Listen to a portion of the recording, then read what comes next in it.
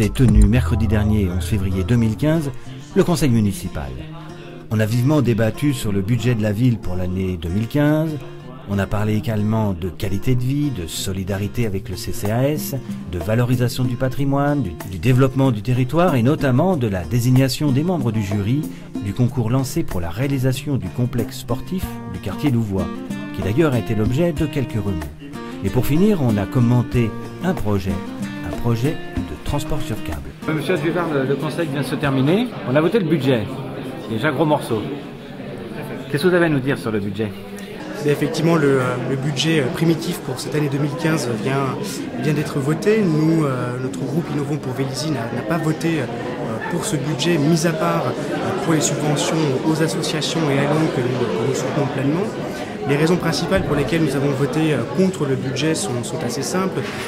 D'une part, c'est une question de vérité sur l'ensemble des recettes de la ville qui n'a pas vraiment à se plaindre par rapport aux dotations globales de l'État qui sont pour rappel de 11 millions pour la ville. Une ville comparable ne touche que 7 millions d'euros par an. La ville a la chance d'avoir une fiscalité des entreprises grâce à Innovel Park et à Vélizy 2 très très forte et donc est une ville qui est riche avec un budget de plus de 80 millions d'euros.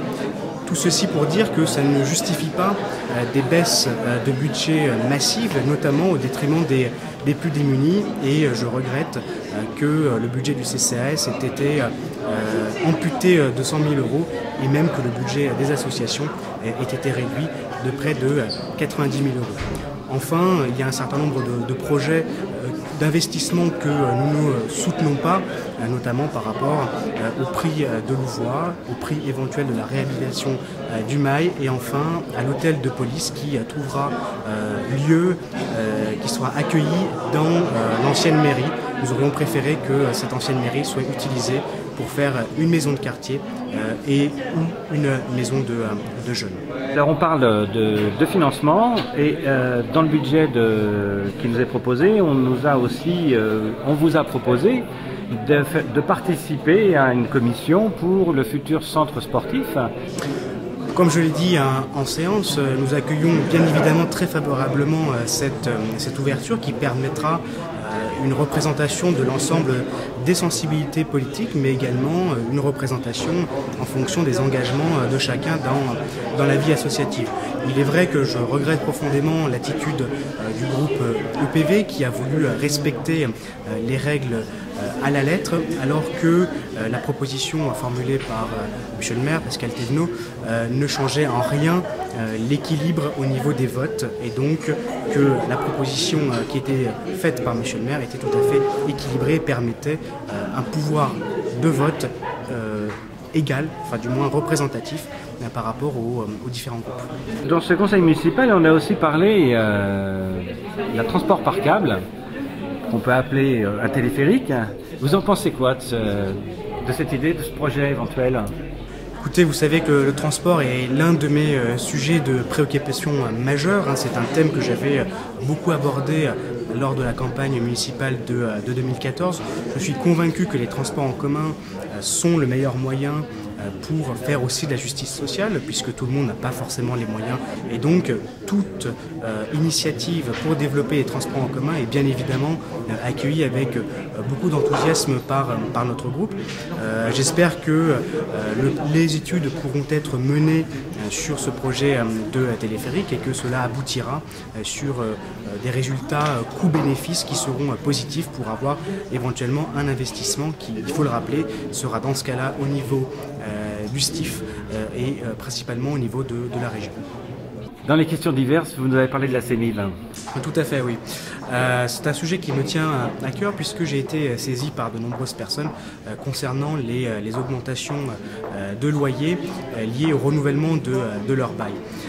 Il est vrai que la CEMIV doit rentrer dans ses coûts, mais on ne peut pas oublier que beaucoup de Vélizyens ont des dépenses contraintes qui sont très élevées et que dans un contexte de crise, les augmentations successives de loyers de la CEMIV commencent à devenir très difficiles à supporter pour de nombreux Vélizyens. Et j'appelle donc à une modération, à un encadrement des loyers de la CEMIV ou à tout le moins une véritable réorientation des personnes les plus démunies vers le CCAS pour qu'ils puissent être aidés dans ces dépenses contraintes dans leur quotidien et améliorer ainsi leur pouvoir d'achat. Et dans ces questions diverses, est-ce que le maire a pu répondre favorablement? Qu'est-ce qu'il en ressort de la réponse de monsieur le maire, qui est aussi le président de la CEMIV? Les réponses qui ont été apportées par monsieur le maire, je les comprends, mais elles ne me conviennent pas totalement. Monsieur le maire, bonsoir. Le conseil municipal vient de se terminer. Il y a eu un gros morceau, le budget. Qu'est-ce que vous pouvez nous dire sur ce budget 2015? C'est que ça reste un budget volontaire avec des grands investissements qui vont se faire, l'investissement sur Louvois et puis des nouveaux équipements publics que l'on lance aussi avec notamment le gymnase, le centre sportif de Louvois, où j'ai souhaité associer tous les groupes et non inscrits dans le jury de concours, ce qui n'a pas été compris de manière poéticienne par le groupe de Blanchard, mais je pense que c'est tant pis pour lui, et on a tout intérêt à avoir un équipement comme on a réussi à avoir sur Louvois qui soit unanimement attendu et apprécié. Donc c'est tout le sens de ma démarche, et puis dans le budget aussi l'effort au niveau des associations, puisque c'est le seul budget qui est en augmentation de 2,2%, et c'est tout à l'honneur de la majorité de continuer à accompagner les associations vélisiennes qui font une des richesses de Vélizy.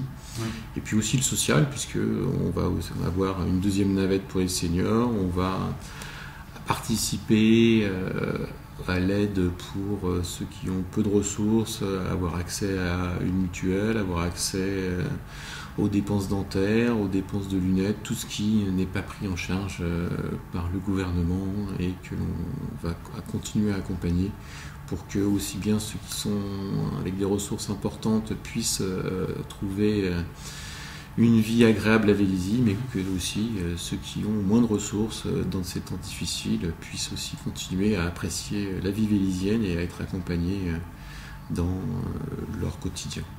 Mais justement, dans le social, il y a eu une sorte d'incompréhension avec le budget du CCAS. Alors, le budget du CCAS, en fait, a été artificiellement plus important que nécessaire. Alors, c'était peut-être un affichage qui voulait être fait précédemment. Moi, je pars du principe que le budget doit être sincère, mais le budget, comme vous le verrez au mois de mars, quand on verra le budget du CCAS continue à être en augmentation dans ses dépenses, mais avec... il reste le même, enfin il augmente même un petit peu. Il augmente par rapport aux prestations qui seront données, mais il ne sortira pas avec un excédent, puisqu'une association n'a pas à placer l'argent public. On a aussi parlé du transport par câble. Moi, j'appelle ça un téléphérique. Qu'est-ce que vous pouvez nous dire sur ce projet, cette idée? Là, le transport par câble, en fait, répond à un besoin. À Vélizy, on a le tram, on va avoir des liaisons avec Saint-Quentin, des liaisons avec Jouy. Mais la liaison Pont-de-Sèvres-Vélizy est primordiale, surtout, je dirais même Pont-de-Sèvres-Vélizy-Saclay, puisque Saclay va accueillir 70 000 étudiants, 20 000 chercheurs, des centres de recherche importants, et donc avec des échanges importants, puisque je rappelle que Vélizy est le premier centre de recherche d'Île-de-France, et on a besoin donc d'avoir un axe Pont-de-Sèvres, Vélizy important, et avec le maire de Sèvres, on a porté l'idée d'un téléphérique, puisque personne n'imagine supprimer une voie sur la 118 pour faire passer un bus en site propre. Donc, alors que c'est ce qui était prévu.